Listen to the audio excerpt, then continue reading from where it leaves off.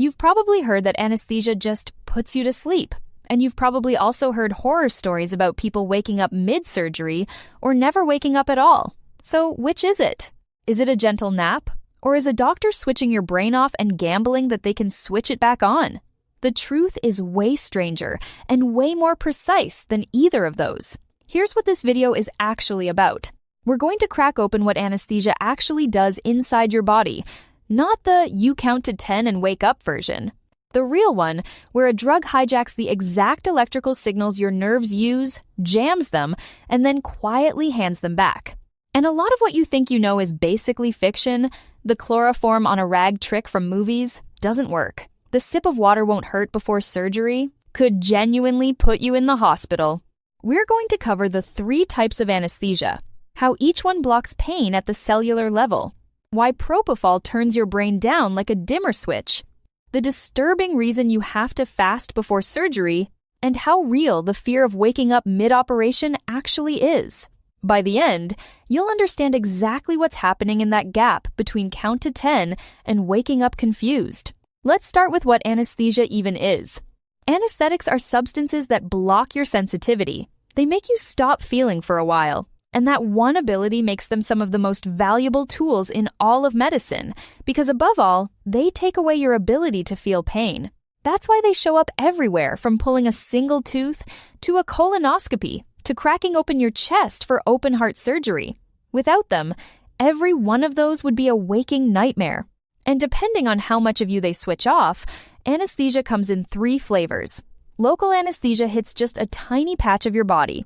Think of getting a tooth pulled when they give you a shot, and suddenly that corner of your mouth feels like it belongs to someone else. Regional anesthesia blocks a whole region, an arm, a leg, your entire lower half.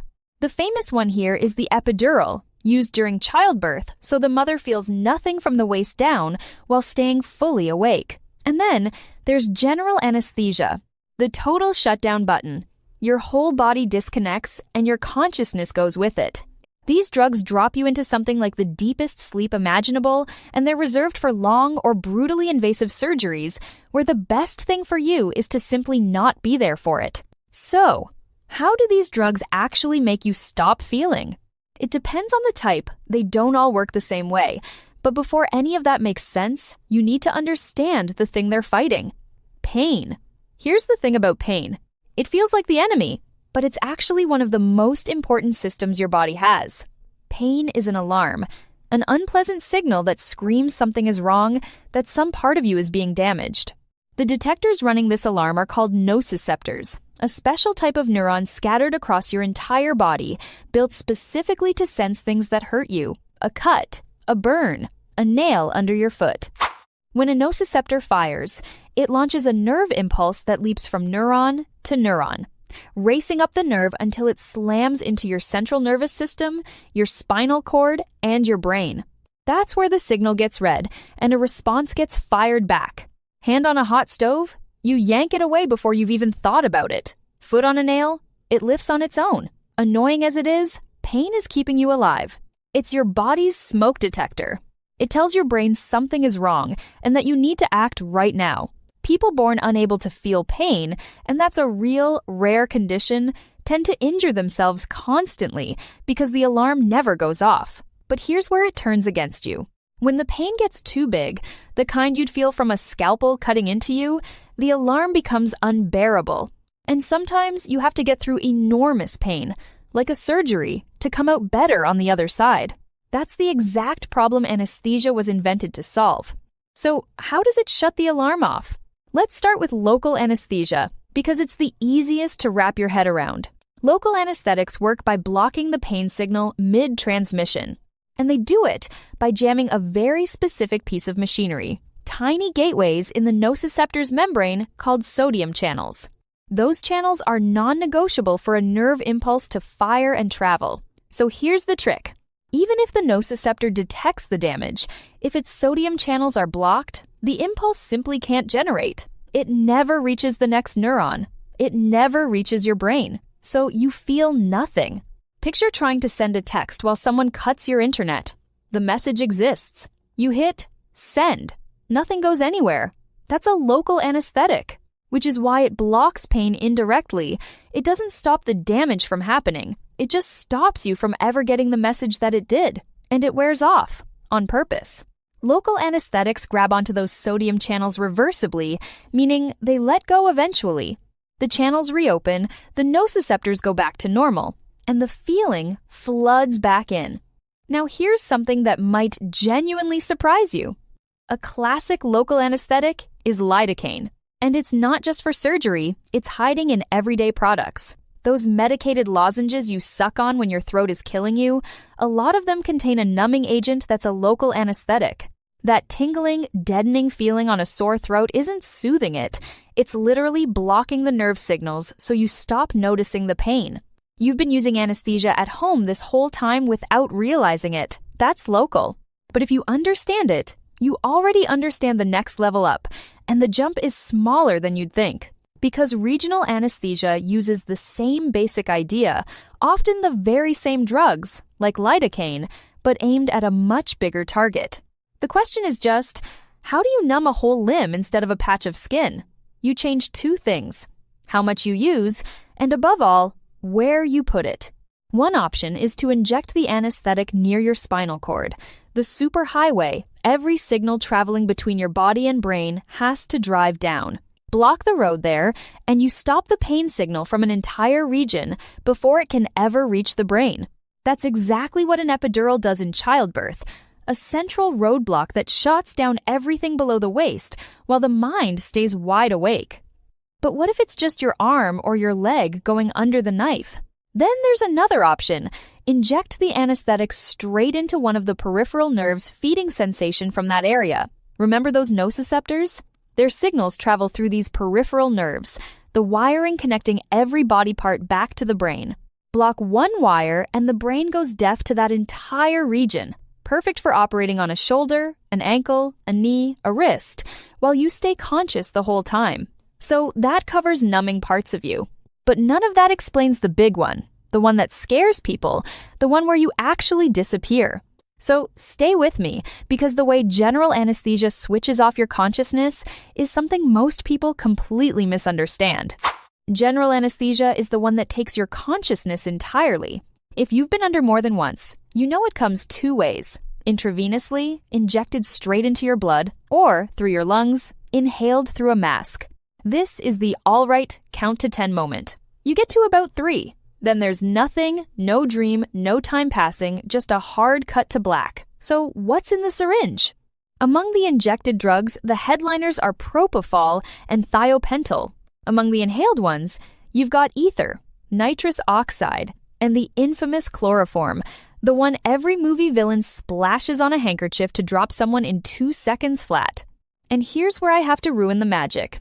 In real life, that does not work, not even close. To get someone into true surgical anesthesia, muscles relaxed, consciousness gone, no pain, the whole package, you'd need vastly more of the drug than you could ever soak into a little rag pressed over someone's face. The Hollywood knockout cloth is pure fiction. Real chloroform on a real person would, at best, make them dizzy and panicked, not instantly unconscious. Here's something most people don't know. When doctors put you fully under, they almost never use just one drug. They mix several together. It's called balanced anesthesia, each drug handling a different job. But however different they are, they're all chasing the same goal: stop the brain from receiving pain signals. And they do it by jamming the communication between neurons, just far more aggressively than the local anesthetics we talked about earlier. Let me give you the most famous example: Propofol. If you've had a colonoscopy or surgery recently, there's a very good chance this milky white drug is what dropped you. Propofol knocks out consciousness, but it pulls some genuinely strange tricks on the brain along the way. It cranks down overall brain activity to the point where your brain literally starts burning less oxygen. It puts your mind in airplane mode. And here's a weird bonus. Though nobody fully understands why, Propofol seems to act on the brain regions tied to the vomiting reflex. So, one of its handy side effects is that it actually cuts down on nausea and vomiting after surgery, an anesthetic that doubles as an anti-nausea drug. So how does it actually switch you off? Propofol mimics a natural chemical your brain already makes, a neurotransmitter called GABA. Think of GABA as the brake pedal your neurons use to calm each other down. When the nervous system gets too loud, too active, GABA turns the volume down, which is why it's central to things like sleep and relaxation. Propofol basically impersonates GABA. It binds to GABA's own receptors in the brain and helps shut neurons down. And when enough of your neurons go quiet at the same time, you don't just relax. You drop into a deep, total unconsciousness. That's the entire reason Propofol is such a powerful general anesthetic. It's not putting you to sleep. It's borrowing your brain's own off switch and slamming it. And here's a fact that sounds almost impossible in modern medicine. We don't fully understand how general anesthesia works. We know which receptors the drugs grab onto. We know the brain goes quiet. We know it works every single time. But the deep question of how that chemical activity actually erases your conscious experience is still genuinely unsolved. Anesthesia has been used for surgery since the 1840s.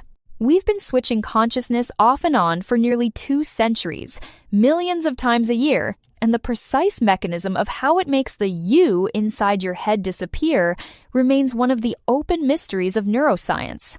Think about that. You'll happily let a doctor turn off your consciousness using a process that science can't fully explain, and it's still one of the safest things they'll do to you. There's another strange detail. Under general anesthesia, you don't dream, and you don't experience time. This isn't like sleep, where hours pass and you wake up knowing it's morning. Under general anesthesia, the moment they put you under and the moment you wake up are stitched directly together. A 6-hour surgery and a 6-second one feel identical from the inside. Instant. That gap isn't a long, dark night. It's nothing at all. The closest thing most people will ever experience to their own consciousness, simply not existing. So every anesthetic has its own personality, but now you've got a real sense of what they're doing in there to make you vanish. But knowing how they work is only half the story, because what you do in the hours before surgery matters just as much, and getting it wrong can be deadly. So what actually happens before they put you under? Usually the medical staff hands you a list of instructions, and it changes depending on the operation. Maybe antibiotics, maybe a laxative, maybe other prep. But there's one rule that never, ever changes. You already know what it is. They tell every single patient the same thing. Fast, no food, no water for around 6 hours before surgery, sometimes longer. And they are absolutely relentless about it. So why does a sip of water matter so much? The answer isn't pleasant, but it's worth knowing. When you go under general anesthesia, it's not just your consciousness that powers down. Your body relaxes too, including the sphincter, the muscular valve sealing off your esophagus from your stomach. Normally, while you're awake, that valve keeps your stomach contents where they belong. Under anesthesia, it stops doing its job. So if there's food or liquid sitting in your stomach, there's suddenly nothing stopping it from traveling back up. And here's the serious part. In a normal vomit, everything exits through your mouth, because a little flap called the epiglottis slams shut over your airway and blocks the path to your lungs. But under anesthesia, that reflex fails too. So the stuff coming up your throat doesn't get redirected. It can go straight down into your lungs. This is called aspiration, and it's genuinely dangerous. Your stomach acid burns the delicate lung tissue, and it can trigger something like pneumonia. That's the nightmare the fasting rule exists to prevent. So now you understand it. No coffee, no juice, not even one sip of water. Nothing. Which leads to the obvious worry. If a sip of water can be that dangerous, is the whole thing safe at all? The honest answer is yes. It's a remarkably safe procedure. The people putting you under aren't doing it for the first or second time. They've done it thousands of times, and they're watching you the entire way. But like any medical procedure, it carries risks worth knowing. The biggest one we've already covered: aspiration. And following the fasting rule slashes that risk dramatically. There are others. You could be allergic to one of the medications, a preservative, or even the latex in the surgical gloves, though most gloves are nitrile now, so that one's far rarer than it used to be. And it's why, before any anesthesia, they make you fill out that exhaustive allergy form. It feels tedious. It's actually catching problems before they happen.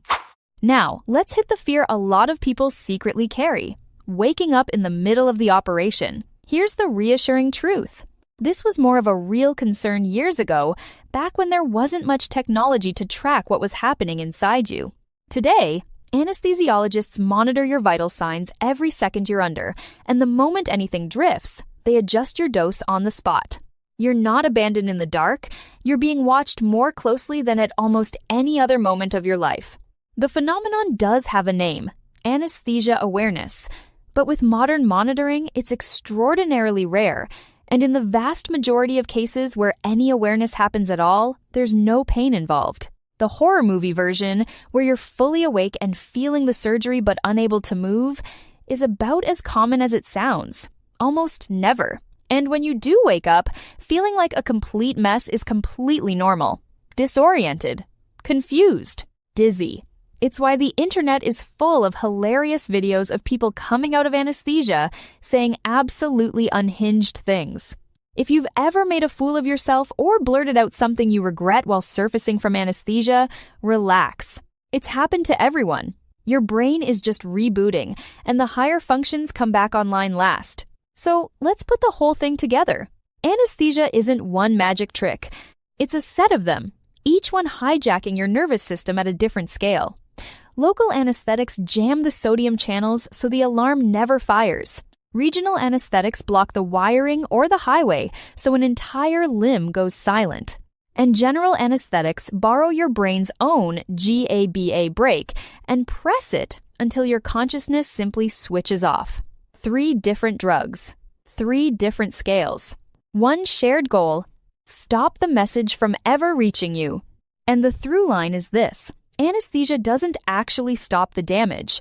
The cut still happens. The bone is still sawed. Your body is still under the knife. What anesthesia does is far cleverer. It intercepts the signal somewhere between the wound and your awareness and quietly throws it away. You were there the whole time. You just never got the memo. So the next time you hear count to 10, you'll know it's not sleep. It's a precisely engineered hijacking of the exact circuits that make you, performed thousands of times a day and reversed on schedule.